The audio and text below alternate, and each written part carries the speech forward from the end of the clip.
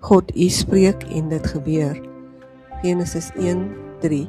Toe het God gesê, laat daar lig wees, en daar was lig. Hemelse Vader, U is die God wat spreek, en wanneer U spreek, gebeur dit. En God het gesê, en lig het deur die duisternis gebreek, en orde uit chaos gekom. Spreek vandag in my lewe, bring duidelikheid, vervulling en U lig.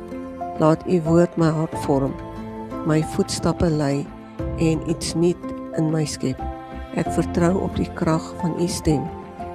Dat wat U sê vir ewig sal staan. Spreek Here, ek luister. Amen.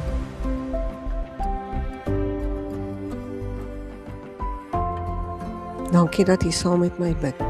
God, U is my lig.